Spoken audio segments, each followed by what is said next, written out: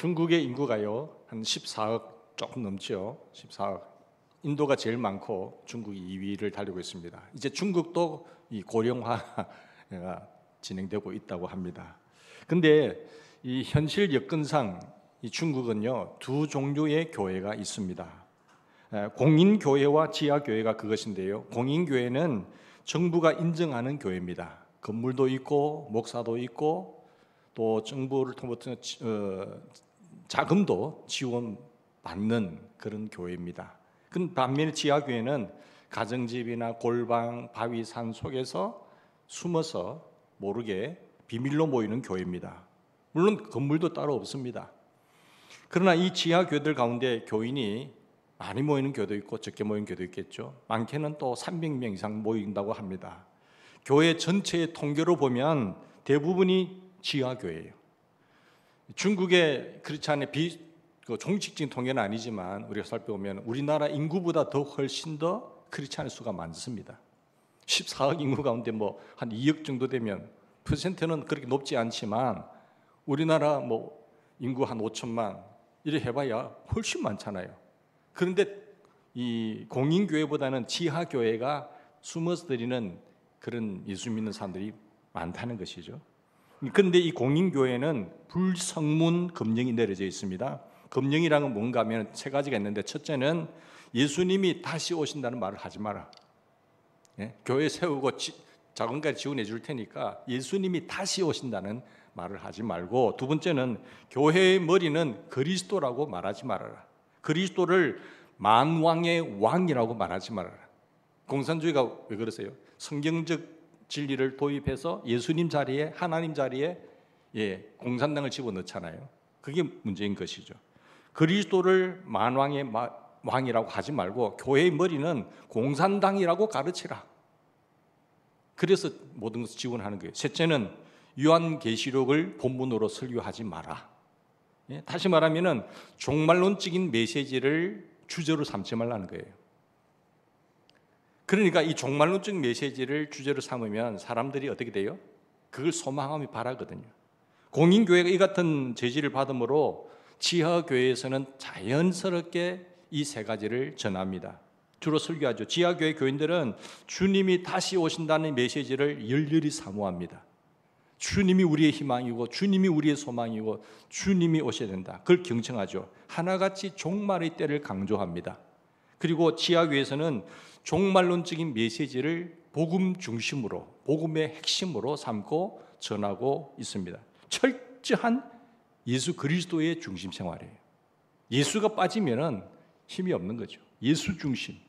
예수가 누구인가를 알고 그 예수님과 함께하는 인생을 살아가고 있는 교회가 지하교회입니다. 제가 오늘 요한계시록 본문을 택한 것은 우리가 요한계시록을 한번 전체적으로 한번 살펴봤지 않습니까? 강의를 제가 했습니다. 그런데 오늘 종말론적 메시지가 교회의 중심이라는, 복음의 핵심이라는 사실을 다시 전하고 싶은 거예요. 여러분, 창세기부터 요한계시록 결론이 뭡니까? 신앙생활의 결론은 요한계시록입니다. 그죠? 하나님께서 말씀을 주시고 법을 주시고 계명을 주시고 삶에 살아간 과정을 구약시대의 택한 백성을 통해서 보여주시고 성령이 오셔서 초대교회의 놀라운 역사를 통해서 성령시대에 복음 증가하는데 결론은 내가 다시 온다는 거예요. 너희들이 다시 내 앞에 서른다는 사실이 결론입니다. 그런데 이 결론을 이야기하지 않는다면, 복음의 핵심을 전하지 않는다면 그게 무슨 교회겠습니까? 여러분, 소아시아 7교회에 보내는 이 종말론적인 메시지, 그러나 그 7교회는 시대를 초월한 모든 교회의 대표성입니다. 시대를 통해서 수천 년 동안 흘러가는 교회의 삶 속에서 라오디가 교회 같은 교회가 있고, 에베소 같은 교회가 있고, 서머나 같은 교회가 있고, 버가모 같은 교회가 있고, 두아디라 같은 교회가 있고, 쭉 교회가 나오거든요.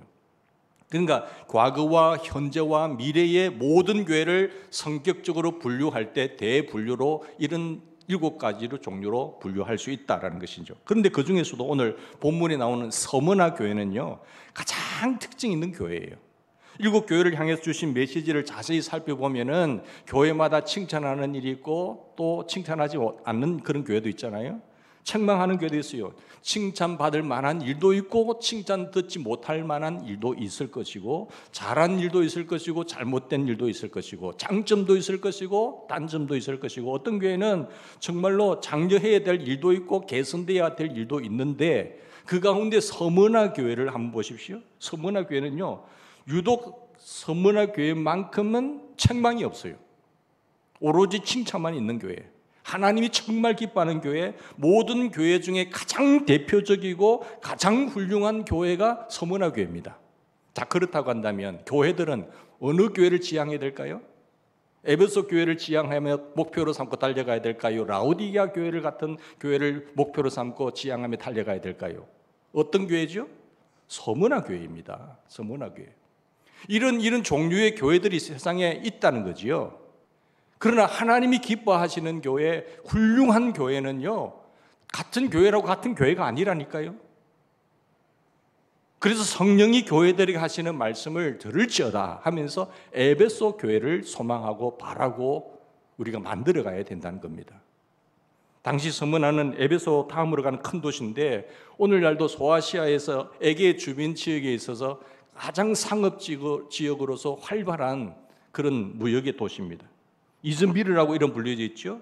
인구 20만이 넘는데 기독교인이 3분의 1이 넘습니다. 여러분, 이처럼 서문화는 역사적인 도시예요. 서문화라고 하는 이름 자체도 깊은 의미를 가지는데, 자세히 연구해 보면 어원이요, 몰락이라는 겁니다. 몰락이 뭔가 하면은 이 고통, 고난이란 뜻이거든요. 본문을 살펴보면 서문화 교회가 지금 큰 환난을 겪고 있잖아요. 어려움을 겪고 있습니다.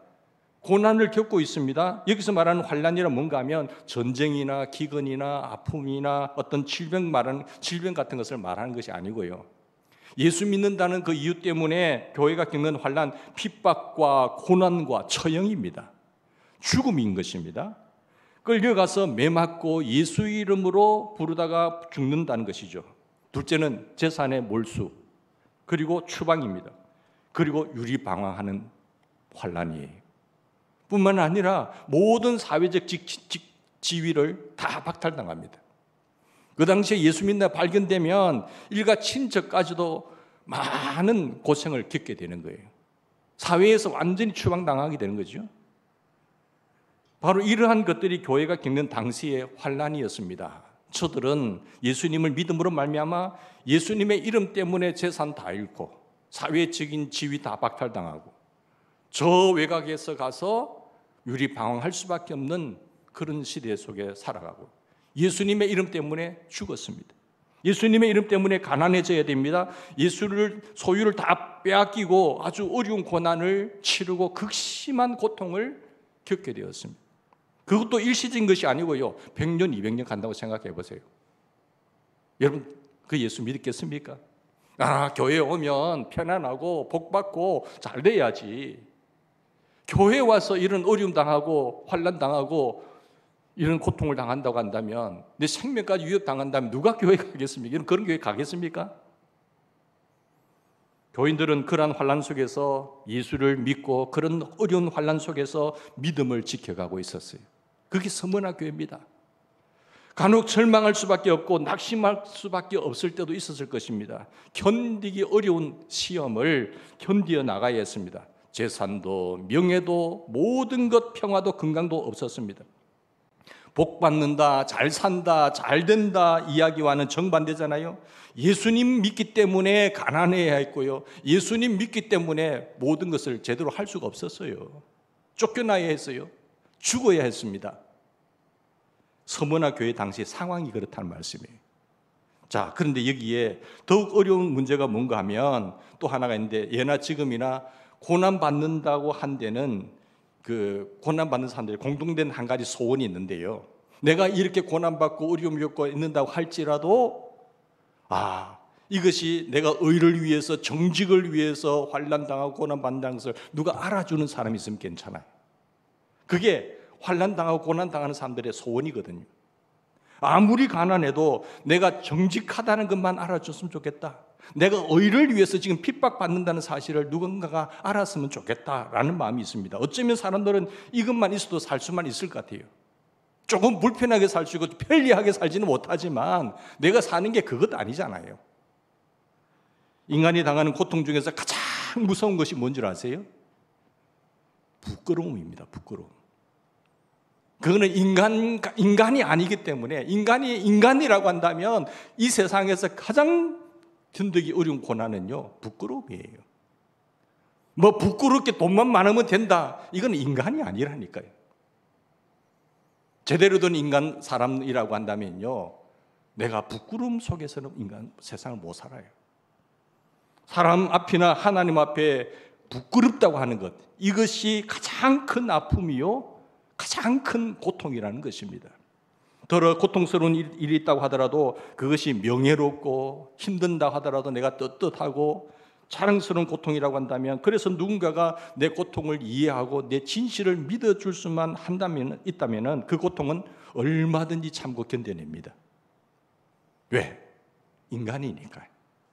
문제는 아무도 인정해 주지 않고 아무도 동정해 주지 않는 것에 고통이 있는 거예요. 외롭고 때로는 부끄럽기까지 한 고통. 정말 이게 들통나면 나는 차마 얼굴을 들고 다닐 수 없는 그런 고통, 부끄러운 고통, 그것이 가장 어려운 고통입니다. 2차 대전 말기의 이야기입니다. 온 세계를 자기 손에 넣겠다고 광분하는 히틀러의 만행을 보고 복음주의 목사였던 이 보네프 목사님이 가만히 참고 견딜 수가 없었습니다. 히틀러에 대항해서 그를 죽여버리겠다고까지 하면서 나섰는데, 그러다가 체포되고 신문받고 고문당하다가 나중에 처형 날짜를 지금 기다리고 있는 거예요. 그 옥중에서 그가 쓴 글이 있습니다. 그게 옥중서신이라고 하는데 아주 유명한 기록으로 남아 있습니다. 그 글 가운데 한 대목입니다. 내가 고통당하는 것, 내가 매 맞는 것, 내가 죽는 것, 이것은 심한 고통이 아니다. 나 이것은 견딜 수 있다. 나를 참으로 괴롭게 하는 것은 내가 감옥에서 지금 고난당하고 있는 동안 밖이 너무 조용하다는 것이다. 나는 이렇게 지금 고난당하고 묻혀 있는데 왜 밖이 이렇게 조용한가? 내가 감옥에서 의로운 고난을 당하고 있을 때 왜 바깥 사람들은 침묵하고 있는가? 한마디로 말해서 밖에 있는 사람들이 대모라도 좀 해주고야 내가 힘이 날 텐데 어쩌면 이렇게 조용하냐는 거예요. 왜 의롭고 정당한 외침에 성원하는 사람이 없느냐? 왜 동조자가 없느냐? 왜 뜻을 같이 하고 같이 나서는 사람이 없느냐? 이게요, 보네프 목사님의 옥중서신에 자기가 당하는 큰 고통이라고 했습니다. 그래서 괴로워했던 거예요. 그렇습니다. 초대교회도요, 같은 문제가 있었습니다. 그리고 오늘 본문에 보이는 대로 거짓된 자들의 행세가 득세하고 있지 않습니까? 거짓 유대인들이 득세하고 있고요, 하나님을 섬기는 척하는 그 위선자들이 득세하는 판을 치는 세상이었습니다. 그 사람들이 잘 되는 것처럼 보였던 거예요. 자칭 유대인이라고 하는 거예요. 가면을 쓰고 드러난 자칭 유대인이라 하는 사람이, 그러나 실상은 뭐지요? 오늘 성경에 보니까 사단의 회당이에요. 완전 마귀 집단이에요. 악인의 형통과 불법자들의 만행, 바로 이것이 믿는 사람들의 마음을 괴롭게 한 거예요. 이들이 지금 득세하고 잘 살고 있으니까 얼마나 힘들겠어요. 지금 여러분 주머니에 돈이 얼마나 있는지 모르겠습니다만 새돈, 헌돈이 있으면 어떤 돈 쓰시겠어요? 헌돈 쓸 거 아닙니까? 새돈을 써야 되는데 새돈 아껴놓고 헌돈부터 쓰고 헌돈만 자꾸 돌아다니는 거예요. 세상도 마찬가지입니다. 새 돈보다 헌 돈이 더 많이 돌아다니듯이 사람도 헌 사람들이 나오는 거예요. 우리가 생각하기를 이러이러한 사람, 그렇게 훌륭하고 깨끗한 사람이 정치도 하고 큰 일도 하고 좀 좋은 영향을 끼치면 참 좋겠잖아요. 그러면 얼마나 세상이 아름답고 좋은 세상이 되겠습니까? 그런데 그런 사람들은 등장하지도 않고 어디 숨어 있어요. 숨어서 나오지도 않고. 그리고 저런 사람은 좀 없어졌으면 좋겠다. 저런 사람까지 왜 나와서 설쳐? 그런 사람 바로 헌 사람들이 밖에 나가서 무엇을 해보겠다고 설치는 세상입니다. 이것이 참으로 못마땅한 현실이란 겁니다. 그래서 하나님은 지금 어디 계십니까? 지금 하나님 무엇을 하십니까? 지금 하나님 왜 세상이 이렇게 사람팔이 돌아갑니까? 라고 원방도 하고 이렇게 하잖아요. 그러나 성경은 뭐라고 말합니까? 줄곧 외치는 말씀이 뭡니까? 악인의 형통을 부러워하지 말라. 악인의 형통을 부러워하지 말라. 그것은 잠시 후에 없어질 안개니라 했어요. 안개가 자욱한 것 같지요? 꼭 세상을 뒤엎은 것 같잖아요. 그런데 바람이 불면 다 없어지는 거예요. 찾으려고 해도 찾지 못할 때가 올 것이다. 흔적도 없이 하나님께서 해버리겠다는 그 말씀하는 거예요. 여러분 절대로 악인의 형통함을 부러워하지 마시기 바랍니다. 하나님의 손길이 있다니까요. 우리는 때때로 악인의 형통을 부러워합니다. 아이고 내가 뭐 잠시 사는 세상 저렇게 좀 한번 잘 살다가 지옥을 가더라도 한번 그렇게 지냈으면 좋겠다라는 그런 마음이 들 때가 있지요. 네? 절대 그래 하지 마세요. 악인이 잘되고 득세하고 형통하는 것을 부러워하지 말라고 말씀하고 있습니다. 악인의 고난에 대한 불만과 그리고 불의한 자의 득세에 대한 원망이 나올 때도 있잖아요. 세상은 이처럼 혼미합니다. 때로는 불공평할 때가 있어요. 모순투성입니다. 때로는 무질서한 것처럼 보입니다. 우리 눈에. 그러나 주님은 말씀합니다. 뭐라고 말씀하지요? 내가 네 환난과 궁핍을 아노니. 하나님 아무도 모르는데요 라고 하는데 네가 당하는 환난과 궁핍을 내가 안다 아들아. 사랑하는 믿음의 백성들아, 내가 알고 있다. 내가 실상을 안다. 사실이 무엇인지를 알고 있다는 말씀인 거예요. 사람들이 많이 속이고 뭐 차단시키고 마가하고 기대에 들리지 못하도록 차단하고 하지만은 실상을 내가 알고 있다. 사실을 내가 정확하게 알고 있다. 여러분 서머나 교회가 당하는 이 고난, 정말로 불합리한 세상 속에서 어려움을 겪고 있는 믿음의 크리스찬들, 그리고 서머나 교회의 진실한 행위와 그 애정과 주님을 사랑하는 교회를 향한 그 충성, 그 중심을 누가 알아요? 하나님이 안다는 거예요. 우리 주님이 알고 있다는 거예요. 서머나 교회에 닥친 환난이 무엇인지, 궁핍이, 아픔이, 눈물이, 네 고통이, 그 아픔을, 네 억울함을 내가 알고 있다. 그 대적들이 서머나 교회 교인들을, 그리스도인들을 어떻게 괴롭히고 있는지, 그 사용하는 잔인한 수법까지도 알고 있다는 거예요. 여기에 또 하나 알고 계시는 것이 있는데, 환난과 궁핍의 배후에 누가 있다고요? 그 실상, 환난과 궁핍의 배후에 그 실상을 내가 알고 있다. 그 내가 환난과 궁핍을 아노니, 실상은 뭐예요? 네가 부유한 자야. 네가 부유한 자야. 주님이 이렇게 말씀하시는 것은 서머나 교회의 믿음 때문입니다. 그 어려운 여건과 환경 속에서도 그 믿음을 지켜나가는 그 믿음을 보고 실상은 네가 부유한 자다. 그 이 세상에 무엇과도 비교할 수 없는 것이 뭡니까? 금보다도 귀한 것이 믿음이잖아요. 세상은 금보다 금이 많아야지요, 돈이 많아야죠 하지만 그보다 훨씬 귀하고 소중한 것이 믿음이라는 거지. 소중한 믿음을 가지고 있는 거로 주님은 말씀하신데, 실상은 네가 부유한 자다. 믿음 위에 있고 약속 위에 있고 믿음 위에 영원한 축복이 약속되어 있지 않습니까? 다른 것 없어도요, 소중한 믿음이 있는 거로 너희는 가난하지 않다. 너희는 고독하지 않다. 그래서 너희는 불행하지 않다. 너희가 부자인 것을 네가 알고 있다. 네가 부자인 것을 내가 인정하고 있다. 주님의 말씀입니다. 기독교 역사를 보면 복음을 위해서 순교자들이 많았지 않습니까? 그 순교사에 보면요, 그 많은 순교자들의 반열에 이름 오르는 것도 참 귀한 거잖아요. 그런데 그 순교자들 가운데서도 순교자의 참 모범이 되는, 존경받는 인물이 있는데 바로 이 서머나 교회의 출신이에요. 이걸 보면서 선배들이 훌륭하면 후배들도 좋은 인물이 나오는구나, 그 알 수가 있잖아요. 서머나 교회에 이렇게 환난 속에서 겪어서 세우고 나간 믿음의 전통을 깎은 선배들의 그 훌륭한 피의 눈물, 땀을 통해서 후에 감독이 된 폴리캅이라는 감독이 있어요. 그 감독이 나이가 86세입니다. 2세기 초 중엽에 서머나 교회에서 복음을 전하는 감독인데 86세까지 하나님의 교회를 위해서 봉사했습니다. 고결한 인격의 소유자예요. 아주 품위가 있고 인격이 훌륭하고 사람들은 물론 믿지 않는 사람들까지도요, 이 사람을 존경했습니다. 불신자들에게까지 존경을 받는 인물이니까 얼마나 대단했어요. 법 때문에 어쩔 수 없이 폴리캅을 이제 처형할 수밖에 없는 사형 집행인이 뭐라고 한 줄 아세요? 사형 집행인이 이 폴리캅에게 너무너무 아까워서 이런 말을 했습니다. 감독이여, 나는 당신이 이렇게 나이 많은 노인의 몸으로 비참하게 죽어가는 것을 원하지 않소. 그러니 거짓이라도 제발 예수 믿지 않겠다고 한마디만 해주십시오.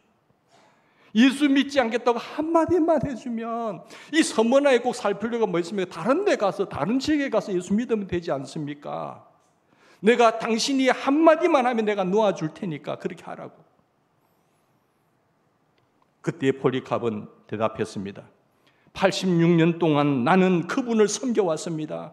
그분은 내게 아무런 잘못도 없고 거짓말을 하신 적도 없습니다. 그런데 내가 어떻게 그분 나의 왕을 모를 수 있겠습니까?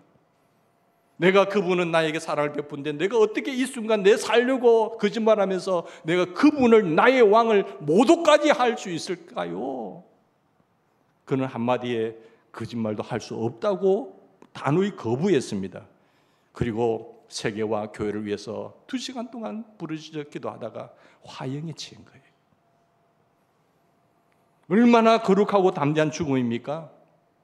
당시 온 교회가 그의 순교를 애도했으면 물론 지금까지도 유럽에서는 해마다 폴리캅의 순교일을 당하면 그때마다 기념하는 행사가 거행되고 있다는 겁니다. 서머나 교회는 결코 가난하지 않았습니다. 이처럼 위대한 믿음이 있는데 무엇이 가난하고 무엇이 비참하겠습니까? 신령한 안목으로 볼 때에 서머나 교회는요, 부자예요, 부자. 하나님이 인정하는 실상은 네가 부자다. 그래서 주님 말씀합니다. 네가 실상을 나누니 네가 부자다. 조금도 불행하지 말라고 말씀하는 것 아니겠습니까? 그러나 반대로 자칭 유대인이라고 하는 자들의 실상은 어떻습니까? 자칭 유대인이라 우리는 막 하나님 일한다 한다지만 실상은 뭐예요? 사단의 회당이다라고 이야기를 하잖아요. 하나님 백성이라 자부하는 유대인들 중에도요, 거짓된 자들이 있었습니다. 그러나 주님은 실상을 아십니다. 그런 거짓된 자들은 사단의 무리라고 말씀하셨습니다. 주님의 눈은 정확합니다. 주님이 아십니다. 주님이 아신다는 사실에 기뻐하는 사람이 있는가 하면요, 주님이 아신다는 사실에 슬퍼하고 부끄러워하는 사람, 두려워하는 사람도 있습니다. 주님은 다 아십니다라고 하는 말이 어떤 사람한테는 위로가 되지만 어떤 사람에게는 두려움이 돼요. 그러나 회개치 않는 자, 숨겨놓은 악이 있는 사람, 정말로 속이고 있는 사람, 온 세상 사람들이 지지를 받는다고 하더라도 주님은 아신다 할 때에 마음이 괴롭습니다.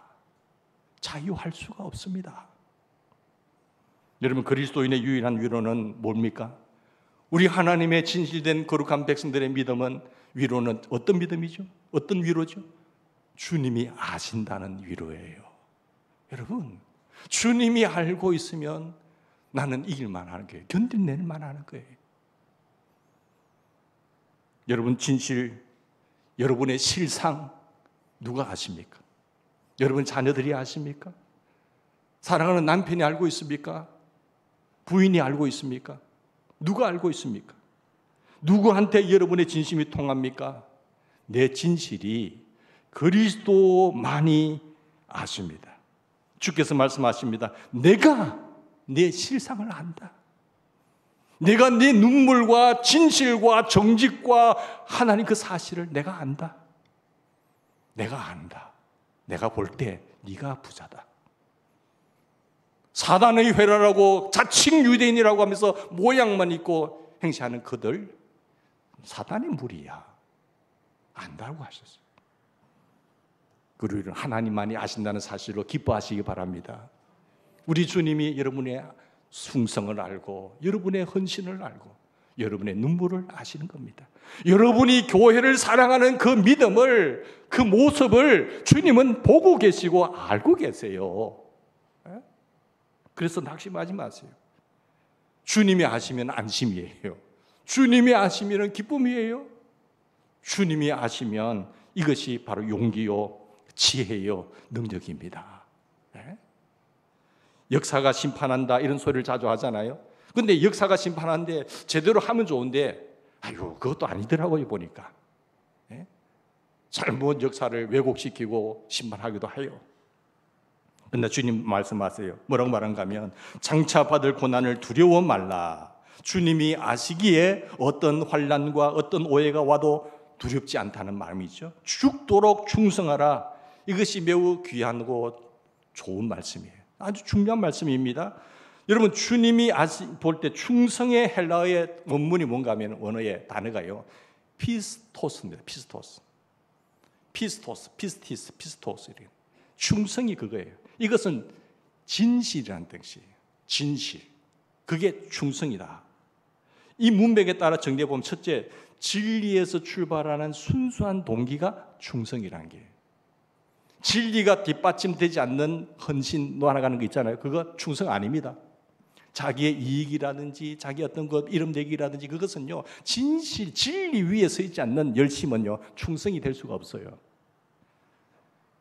오직 주님만 생각하는 깨끗한 진리로부터 출발해야 충성이 되는 겁니다. 두 번째, 매사에 신앙으로 하는 것이 충성입니다. 즉 하나님 앞에서 하는 일이라는 것이. 모든 일에 매사에 누구 앞에서요? 하나님 앞에서 신앙으로 해야 되셔야 돼요. 그게 다른 불순물이 끼면 안 돼요. 그건 충성 아닙니다. 그거는. 독일에 경건한 하나님의 사람이 한 분이 계셨는데 가족이 모두 세상을 떠나고 혼자 지내는 노인이었습니다. 그는 외롭고 고독한 중에도 언제나 경건 생활에 힘썼어요.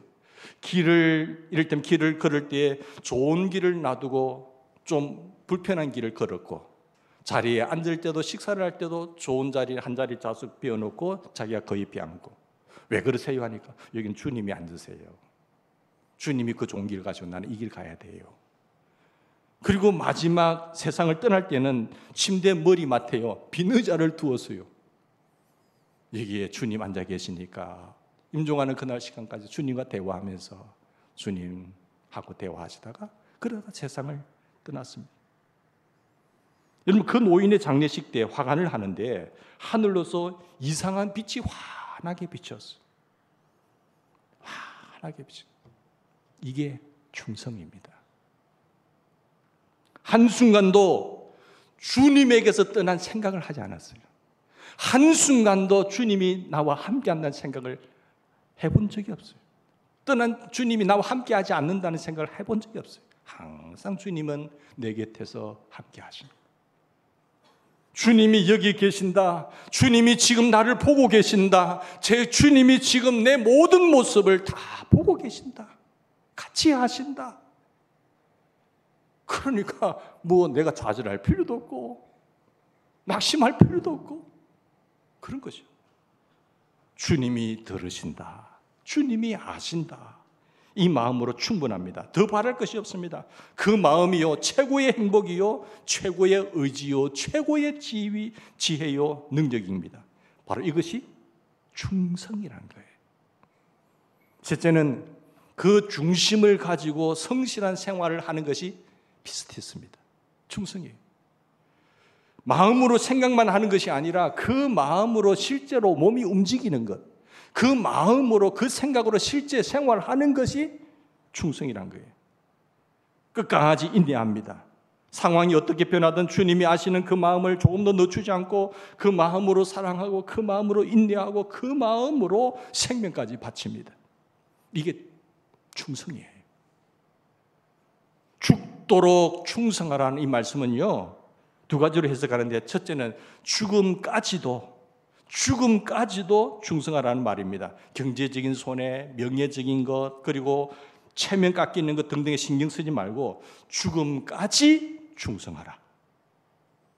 그런 건 너 체면 깎인다고 그것 때문에 흔들리지 말고 죽음까지 충성하라. 죽는 지경까지 이르도록 죽도록 충성하라는 거예요.